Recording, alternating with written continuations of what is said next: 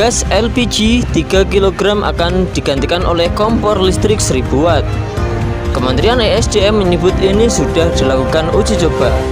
Bisa mengalihkan itu ke energi yang lain, misalnya mobil diganti listrik semuanya, gas rumah tangga diganti listrik semuanya karena PLN oversupply, artinya supply dari PLN terserah impor minyak.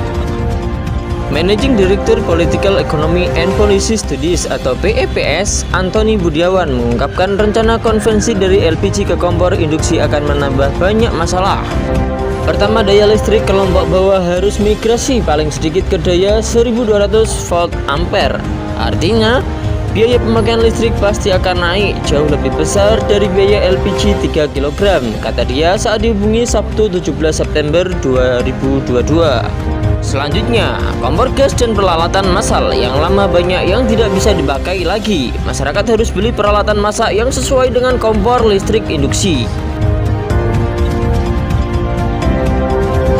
Antoni menduga kebijakan ini ditempuh untuk membantu permasalahan keuangan PLN agar pemakaian konsumsi listrik meningkat karena saat ini PLN mengalami oversupply. Listrik semuanya, gas rumah tangga diganti listrik semuanya karena PLN oversupply. Hal ini berarti sama saja rakyat miskin atau rakyat kelompok bawah diminta menambal defisit PLN.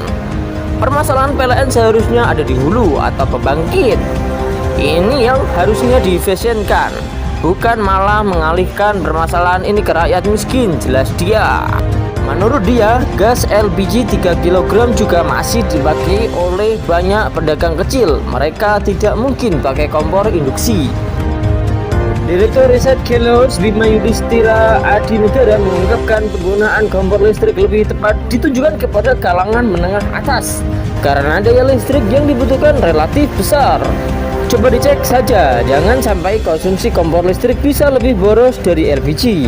Ujungnya tergantung pemakaian per rumah tangga dan UMKM, jelas dia. Menurut dia, kecuali pemerintah melakukan diskon secara signifikan tarif listrik pada kelompok rentan yang menggunakan kompor listrik. Tapi ini akan butuh survei yang detail. Betapa banyak kelompok rentan beralih ke kelompok listrik dan berapa subsidi listrik yang ideal per rumah tangga, jelas dia.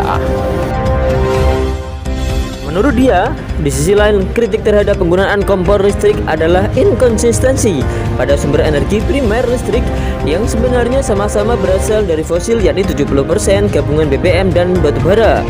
Meski tujuan akhirnya mengurangi beban subsidi LPG 3 kg atau ketergantungan pada fosil, tapi di sisi energi primer PLN harus dengan signifikan mengurangi pembangkit batubara dan BBM. Kalau dibarengi dengan upaya pensiun dini PLTU dan stop bangun PLTU baru misalnya, itu langkah yang bagus. Atau PLN berkomitmen semua rumah tangga yang menggunakan kompor listrik akan dialiri listrik dari EBT, ujarnya.